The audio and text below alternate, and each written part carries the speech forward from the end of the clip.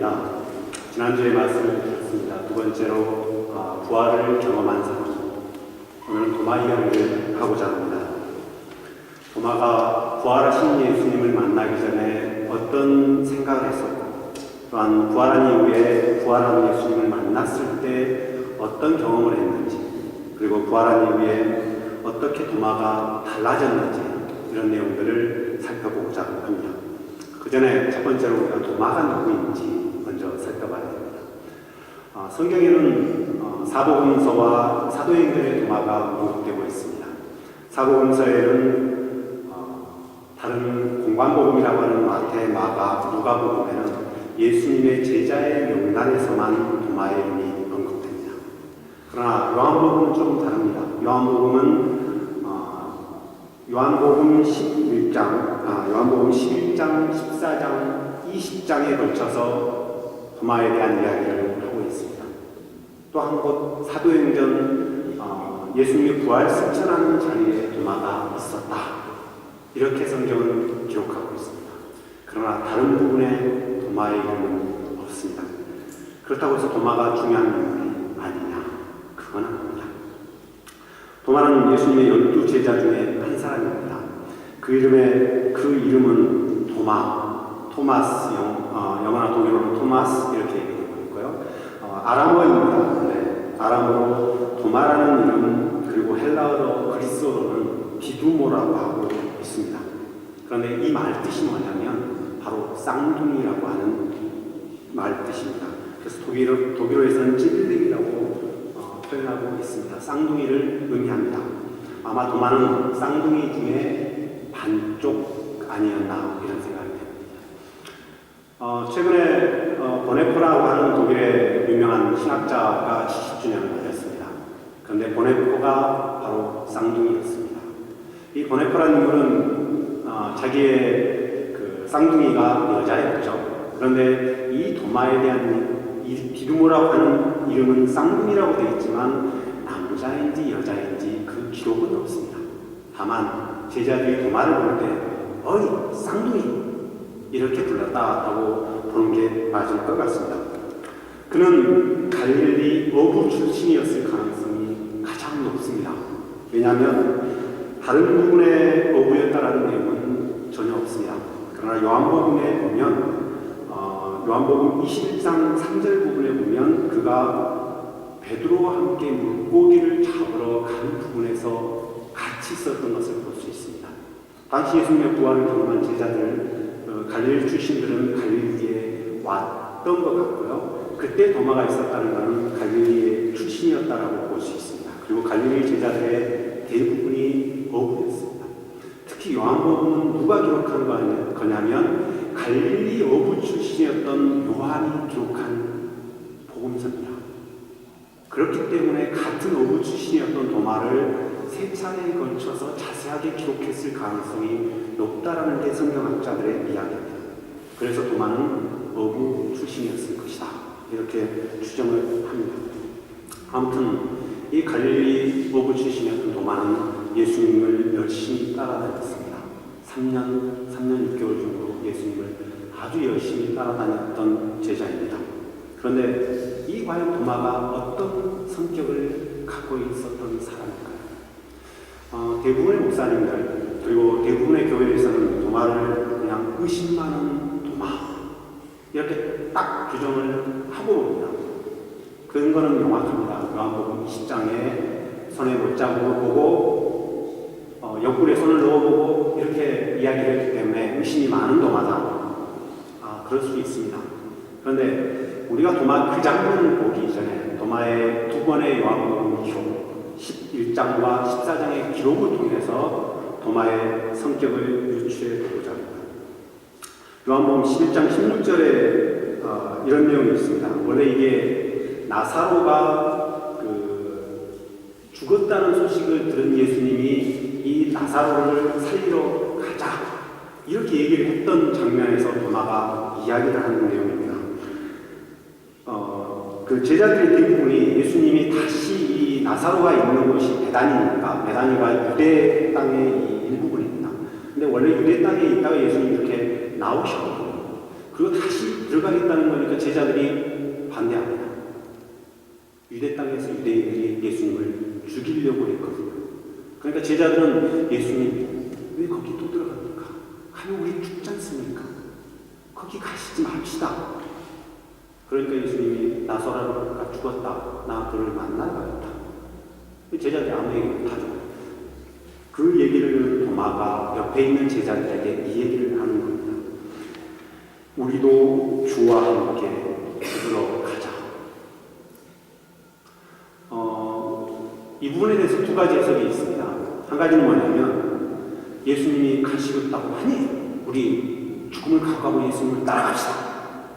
아주 용기 백백한 도마, 이렇게 보는 견해가 한 가지입니다. 그런데 두 번째 견해가 있습니다. 예수님이 뻔히 죽을 위험성이 있는 곳에 가시겠다고 하니 제자들이 반대했는데도 예수님이 가시겠다고 하거든요. 그러니까 도마가 그래 우리 죽으러 갑시다. 자포자기 반반, 이런 측면입니다. 두 가지 중에 어느 게 맞을까요? 모릅니다. 아쉽게도 성경은 기록이다 보니까 정확한 말의 어폐가 어디에 있는지, 말의 의미가 어디에 있는지는 우리는 잘 모릅니다. 그럼에도 불구하고 두 가지 다 도마의 성격을 우리는 유추해 볼 수 있습니다. 도마는 매우 적극적이었다는 것입니다. 어떤 해석이든 도마가 예수님이 죽을 수 있는 곳에 가시겠다고 했을 때 긍정적으로 우리 예수님과 함께 우리 예수님이 가시겠다고 하니 우리도 가자, 아주 적극적이고 당찬 모습입니다. 또한 소극적인 측면에서 그래 예수님이 죽겠다고 하니 우리가 어떻게 하냐, 가자, 에이 예수님 따라갑시다. 비록 그럴지라도 도마는 적극적으로 이야기하고 있는 것을 볼 수 있습니다. 쌍둥이 같은 경우는 어떤 사람은 좀 소극적인 사람이 있고 또 어떤 사람은 적극적인 경우가 있다고 얘기합니다. 두 사람의 성격이 같기도 하지만 상당히 다른 경우들이 많다고 합니다. 의사들은 그렇게 얘기하더라고요. 그런데 아마도 도마는 적극적이었던 반쪽인 것 같습니다. 요한복음 14장 내용 제가 살펴보겠습니다. 요한복음 14장은 요한복음 기록에 따르면 6월절 전날에 최후의 만찬에 있었던 14장 5절의 기록입니다. 최후 만찬의 기록이었던 것 같습니다. 이때 예수님이 나는 처소를 예비하러 가노라 제자들에게 얘기를 합니다. 그랬더니 베드로가 이렇게 얘기합니다. 주여 어디로 가시나이까? 또 예수님이 이런저런 얘기를 합니다. 너희가 내 가는 곳을 안다. 그러니 도마가 이렇게 얘기합니다. 주여 주께로 어디로 가시는지 우리가 알지 못하거늘 그 길을 어찌 알겠습니까? 물론 그 다음에 또 빌립이 하나님이 있는 곳에 간다 했더니 주여 아버지가 우리에게 보여주소서, 이렇게 빌립이 이야기하고 있는 장면입니다. 여기 도마 이야기가 이겁니다. 주여 주께로 어디로 가시는지 모르는데 우리가 그 길을 어찌 알겠습니까? 주님이 어디 가시는지 우리는 모릅니다. 근데 주님이 우리가 그 길을 안다고 하니 우리는 모릅니다. 여기도 물론 두 가지의 해석이 있습니다. 제가 앞서서 예수님이 처소를 예비하러 간다는 말씀을 하셨다고 이야기를 했습니다.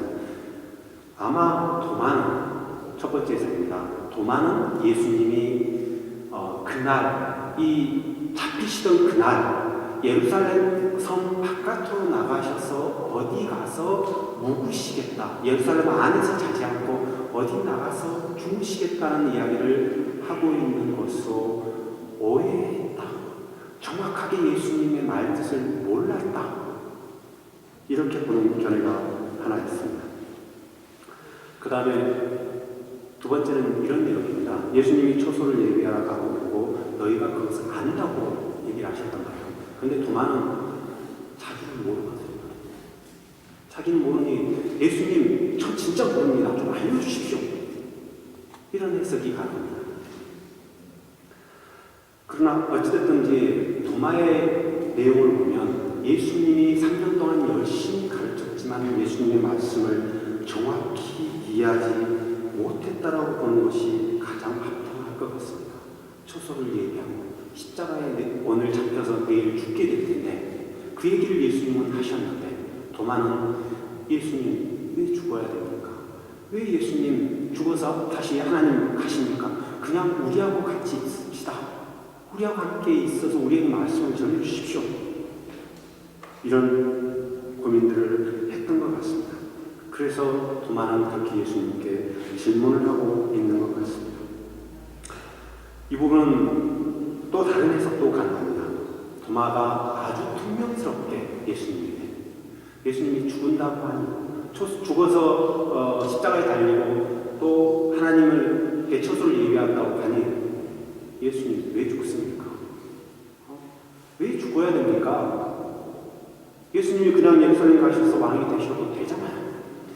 왜 죽으십니까? 저는 제자로서 도저히 이해할 수 없습니다. 그런 마음을 가지고 있었을 수 있습니다. 그래서 항의의 뜻으로 예수님 그 길을 가셔서는 안 됩니다. 저는 이해할 수 없습니다. 저는 그 길을 모릅니다. 나는 그 길을 따르기 싫습니다.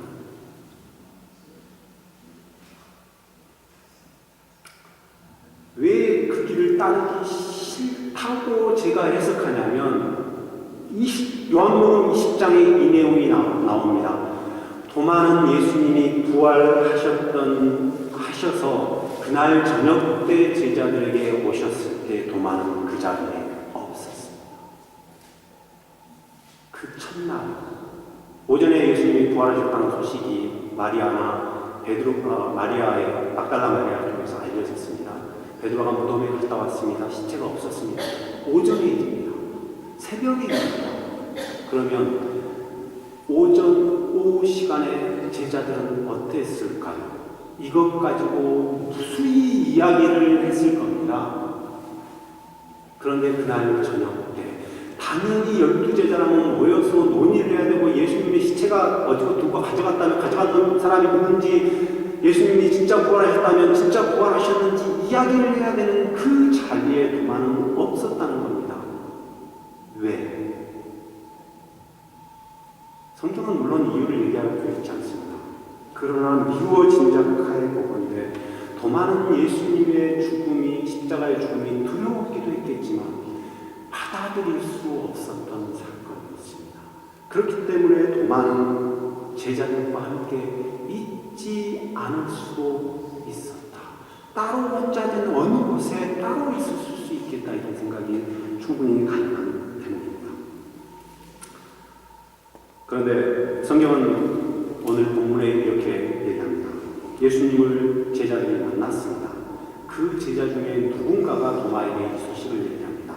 우리가 주님을 보았다. 도마가 어떻게 얘기합니까? 내가 그의 손에 못자국을 보며 내 손가락을 그 못자국에 넣으며 그 옆구리에 손을 넣어봐야 믿겠다.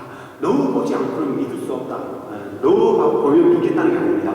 넣어보지 않고는 믿을 수 없겠다. 나는 믿을 수 없다는 말입니다. 복잡하게 해석할 게 아니라 나는 믿을 수 없다. 너희는 예수님을 만났다고 했는데 나는 믿을 수 없다. 여러분, 12제자의 한 사람이었고 그 제자에 도마에게 얘기한 사람은 제자 중에 제자였을 거 아닙니까? 3년 동안 같이 동거동락했던 친구였지 않겠습니까? 그 친구가 여러분이 3년 동안 같이 살았던 친구라고 생각해 보세요. 그 친구가 나 예수님 만났다. 예수님 부활하셨다. 가장 친한 친구인데 믿으시겠어요? 안 믿으시겠어요? 안 믿으실 겁니까? 믿는 게 정상입니다. 가장 친한 친구면. 그런데 그 제자를 잃은 이야기를 도마 못 믿겠다고 얘기했다는 겁니다. 너는 받는지 모르는데 나는 못 믿겠다. 왜요? 앞서 얘기했습니다. 아마 도마는 예수님의 죽음 그걸 결코 받아들일 수 없고 나 예수님 싫다고까지 생각했을 수 있습니다. 그렇기 때문에 그 자리에 없었을 것 같다는 겁니다. 하나의 이유가 더 있습니다. 도마는 제자들이 다 만났습니다. 예수님을. 자기 마음으로 만났거든요. 나 예수님 만나고 싶어요. 그래서 예수님 만나서 직접 보고 싶고 예수님 직접 그 자리에 만져보고 싶고 예수님과 대면해서 예수님을 만나고 싶다는 그 마음에서 도마는 이 얘기를 했다고 보아야 할 것 같습니다. 도마의 솔직한 마음입니다. 참 예수님은 이 도마를 그 다음 그 말을 하셨을 때 이렇게 나타나시거나 아니면 그 다음 날에도 나타나시면 좋은데 성경은 이렇게 얘기하고 있습니다. 여드배가 지났다. 8일이 지났다. 8일 동안 도마의 행적을 유추해 보십시오. 여러분 도마가 어떻게 있을 것 같습니까? 8일 동안. 얘가 들었으면 당연할 겁니다. 가슴이 답답해서 예수님 만나고 싶은 마음이 이렇게 있을 겁니다. 그런데 또 객관적으로 도마는 예수님 만난 사람들에게 물어봤을 겁니다. 저번 주에 엠마오로 간 두 제자들 얘기를 했습니다. 그들에게 물어봤을 겁니다. 예수님 어떻게 만나요? 어떤 모습이요? 예수님이 너희에게 한 내용이 무엇이니? 막달라 마리아나 또 다른 마리아들에게 물어봤을 겁니다. 당신이 만난 예수님 과연 어떤 모습이에요? 그러면서 도마의 마음은 예수님을 만나고 싶은 마음이 더욱 이렇게 충만해 갔습니다. 베드로에게도 당연히 물어봤겠죠. 베드로는 예수님 어떻게 오셨습니까? 무슨 얘기 하셨습니까? 당신 어떤 느낌이셨습니까? 예수님은 여드레를 기다리셨습니다. 요한복음 20장에 보면 부활하신 예수님을 만난 도마를 명확히 얘기하고 있습니다. 여드레 굽니다. 예수님이 오셔서 제자들 전체에게 평안을 선포하셨습니다. 그리고 바로 도마에 대해 이야기를 합니다. 도마가 이렇게 얘기하고 있습니다. 예수께서 오사 가운데 이르러서 너희에게 평강이 있을지어다 하시고 도마에게 이르되 마치 예수님은 도마를 위해서 오신 것 같습니다. 8일을 기다려서 그 도마는 간절히 예수님을 만나고자 하는 마음을 했었고 이 8일의 시간 도마의 마음은 어떠했는지 여러분은 생각해 보시면 아실 것 같습니다. 이 도마에게 8일을 나타나셨습니다. 그리고 도마에게 첫 마디가 이렇습니다. 내 손가락을 이리 내밀어 내 손을 보고 네 손가락을 내밀어 손 보여주셨겠죠. 내 손가락을 보고 그 다음에 내 옆구리에 손 넣어봐라. 예수님 이렇게 하셨던 말이죠. 첫째 제자들 만나셨을 때도 그렇게 했거든요. 손과 옆구리를 보이시니 제자들 주를 보고 기뻐하더라. 이게 요한복음 20장 20절에 나옵니다.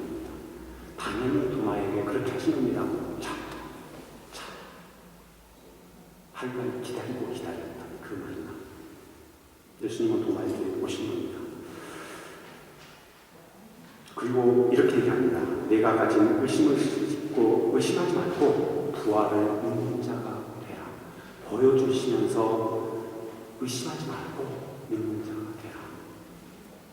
이미 도마는 기다리면서 그렇게 되어 갔습니다. 캐톨릭 성화에서는 예수님이 이 도마가 예수님의 손가락을 이렇게 직접 넣었다고 전승에는 그렇게 나오고 있습니다. 그리고 여기에 넣었다. 그래서 이 도마가 직접 예수님을 허리에 손을 넣는 장면을 많은 성화가 이렇게 보여줍니다. 그러나 오늘 성경에 보면 예수님이 직접 예수님의 손가락에 이렇게 만졌거나 넣어본 건 아닌 것 같습니다. 다만 보여주시는 분명한 사실인 것 같습니다. 그러면서 보여주시면서 보고 믿음 없는 자가 되지 말고 믿는 자가 되라. 보여주시면서 이게 예수님의 모습이셨습니다. 이 말씀에 도마는 어떻게 행동합니까? 성경은 딱 하나만 기록해 놓고 있습니다. 이 한마디를 했다고 기록해 놓고 있습니다. 독일어는 이렇습니다. Mein Herr und mein Gott 하고 느낌표가 있습니다. 느낌표가. 한국말은 느낌표가 없죠. 한국말에 이렇게 되어 있습니다.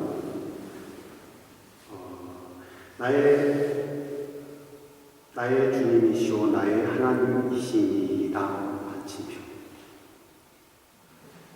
근데 헬라어 원문도 보면 오키노스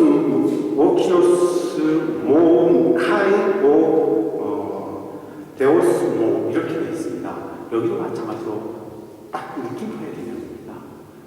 도마가 예수님을 만났을 때, 예수님이 그 말씀하셨을 때 도마는 자동적으로 터져나오는 말입니다. 답변이라고 성경은 되어 있습니다만 결코 답변이 아닙니다. 오 나의 주님, 나의 하나님, 딱 듣는 겁니다. 제가 독일 문화 잘 모릅니다. 다른 유대 문화 잘 모릅니다. 한국인 이 말할 때 어떻게 됐을까요? 도마는 어떻게 했을 것 같습니까? 예수님이 보고 그 말을 하셨을 때 이 말과 함께 도마는 엎어졌겠죠. 쓰러졌겠죠. 무릎을 꿇었겠죠. 그리고 예수님께 용서해달라고 그 강력한 눈물을 쏟았을 겁니다. 바로 도마의 예수님 만난 모습입니다. 그리고 우리는 여기서 위대한 도마의 고백을 보게 됩니다.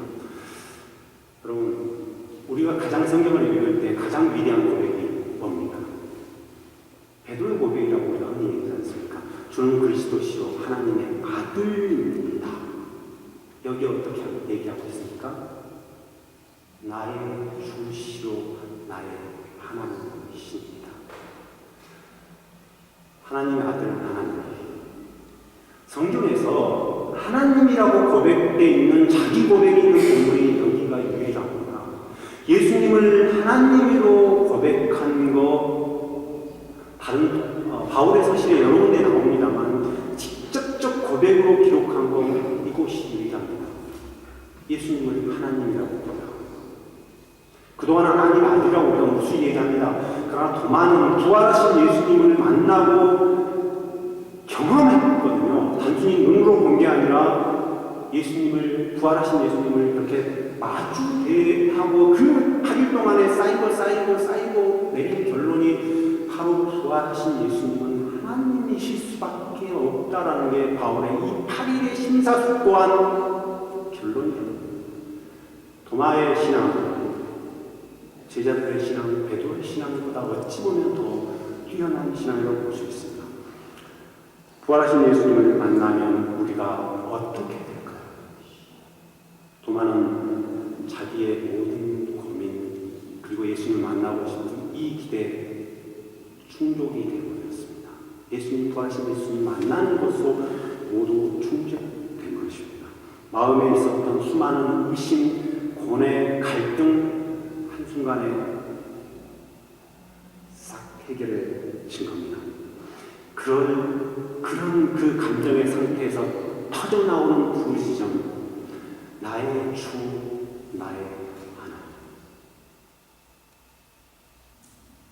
신앙은 인간적인 견증이 결코 아니라고 말씀을 드렸습니다. 그리고 논리적인 설명이 결코 아니라고 했습니다. 부활은 사건이고 경험입니다. 내가 부활의 그 예수님을 만났을 때 나에게 이 마음속에서 터져나오는 그 부르짖음, 이것이 바로 부활의 제자들의 모습이었고 도마의 신앙 고백이었습니다. 이러한 신앙 고백이 여러분이 자연스럽게 터져나오시기를 바랍니다. 그리고 저는 이미 여러분이 그런 고백을 하고 계시는 분이라고 생각합니다. 그래서 감사를 드립니다. 이 부활의 경험이 도마를 어떻게 바꿨을까요? 이 고백 뒤에 예수님은 이렇게 얘기합니다. 너는 나를 보러 믿느냐? 보지 않고 믿는 자들은 복되도다. 여러분, 도마는 부활하고 나서 성경은 사도행전 1장 8절에 그 부활 승천의 장소에 예수님이 하늘로 올라가셨던 장소에 있었다. 여기서 도마의 얘기는 더 이상 나오지 않습니다. 그런데 성경 바깥은 도마의 얘기를 한 2곳 정도의 자료들이 있습니다. 그 내용을 살펴보면 유세비우스 자료에도 있고 또 로마의 3세기경의 역사학계 자료에도 이게 있습니다만 거기 보면 도마가 시리아 쪽, 지금은 시리아와 바벨론 이쪽에 걸쳐 있는 에베사라고 하는 그 예수님 당시 전부터 예수님이 이웃까지 있었던 하나의 소왕국이 있었습니다. 이곳에 가서 복음을 전했다라는 기록이 있습니다. 그리고 도마는 또한 인도에 가서 그곳에 인도 남인도 쪽에 옛날에는 마드라스라고 했고 지금은 첸나이라고 하는 곳입니다. 이곳에 가서 복음을 전해서 남부 지역에 복음을 증거해서 그곳에서 죽었다라는 기록이 있습니다. 제가 인도에 2번 가봤습니다. 첸나이에 2번 가봤는데요. 그곳에서 도마의 성지를 직접 가봤습니다. 그럼 그곳에 가면 어떤 게 있냐면 도마가 숨어 있었다라고 하는 동굴이 하나 있고요. 거기 동굴은 땅을 파서 이렇게 돼 있는 동굴이고요. 거기에 가운데 보면 기도하는 돌 비슷한 게 하나 있습니다. 거기에 손자국이 하나 이렇게 새겨져 있습니다. 물론 이건 실제 그 도마의 자국은 아니라고 저는 생각합니다만 아무튼 인도 사람들은 그걸 도마에 기도하는 손, 그래서 이렇게 손을 놓고 기도했었다. 이게 있고요. 도마가 숨겨놓은 언덕, 우리 동네 앞산 같은 경우에 높지 않은 산입니다. 거기에 언덕이 있고 또 도마를 기념하는 도마 성당이 세워져 있습니다.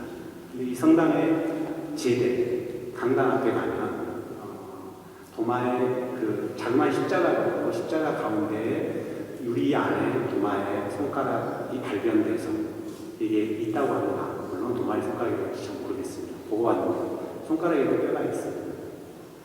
그래서 도마를 그렇게 기념하고 있죠. 그리고 심지어 도마를 교황으로 여기는 교회도 하나 있습니다. 아무튼 그 아주 오랜 옛날 3세기, 4세기 정도부터 이 인도에 그리스도교가 있었다라고 합니다. 아마 도마가 직접 갔을 수도 있고 도마의 제자들이 갔을 수도 있을 것 같습니다.